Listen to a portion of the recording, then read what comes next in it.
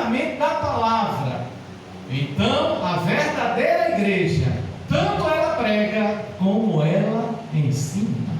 Ela não pode só pregar e deixar o ensino de lado. Ela também não pode somente ensinar e deixar a pregação à parte. Significa dizer que tanto ela tem que pregar, mas como ela também tem que ensinar. E o ensinamento se tornando muito mais importante do que mesmo a pregação da palavra de Deus. Pastor, por quê? Porque o próprio Jesus, que é o modelo absoluto, ele mais ensinou do que pregou a palavra de Deus. Onde Jesus ensinou? Jesus ensinou na beira da praia. Jesus ensinou dentro de embarcações. Jesus ensinou no templo. Jesus ensinou pelas cidades, pelas ruas.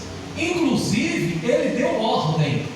Em Marcos 16 e 15 está escrito o quê? Ide por todo o mundo e pregai o Evangelho. Quem crê e for batizado será salvo. Quem não crê será condenado. Por isso, você observou aí que está bem parecido com outro texto que eu li, Mateus 28 e 18, e de fazer discípulos entre todas as nações. E aí ele dá uma ordem para batizar. Em Marcos ele diz de pregai, e depois ele diz de batizando, né? Veja só, esse texto aí são semelhantes. Então mostra que Jesus deu uma ordem, não somente nos templos, ele diz: ide por todo mundo e pregai. Significa dizer que não fica somente em quatro paredes, mas aonde você está trabalhando, você pode pregar o Evangelho. Presbítero Normando está trabalhando com as bombas ali colocando gasolina no carro, mas ele pode pregar o Evangelho. A nossa irmã Teja está lá na lanchonete, fazendo aquele lanche, mas ao mesmo tempo ela pode pregar o Evangelho, ela pode ensinar a palavra. O nosso irmão Zé Moisés, da mesma forma. A nossa irmã Silvia, que tem um restaurante, mas lá no restaurante ela pode dar um folheto com uma pessoa. Através do seu testemunho ela pode ganhar vidas para Jesus. Aleluia, Jesus. A missionária Jocelyn também, onde ela está, ela pode pregar o Evangelho. Nossa irmã Adriana, presbítero Décio, está trabalhando no banco, ele pode abrir a boca e também falar do nome que é acima de todos os nomes, o nome do nosso Senhor e Salvador Jesus Cristo. Aleluia, louvado seja o nome de Jesus. Anunciando. E voltando ao texto, quando Jesus disse fazer discípulos, quem é um discípulo? Discípulo é uma pessoa que foi discipulada por alguém e se tornou um discípulo.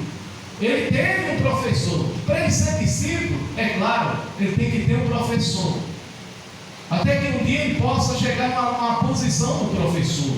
Mas primeiro, ele tem que ser acompanhado, ele tem que ser orientado, ele tem que ser ensinado. E a ordem veio da parte de quem? Do nosso Senhor e Salvador Jesus Cristo.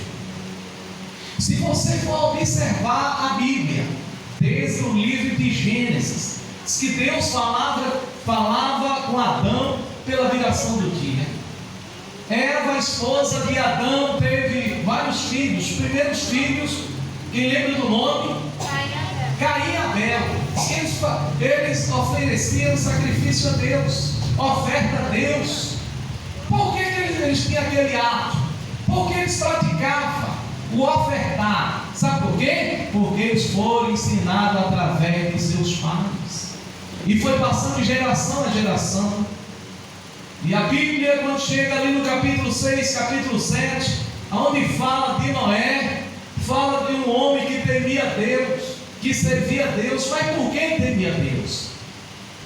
O próprio pai de Noé, quando Noé nasceu, ele agradeceu a Deus pelo nascimento daquela criança. Significa dizer que o pai dele já temia a Deus. Louvado seja o nome de Jesus.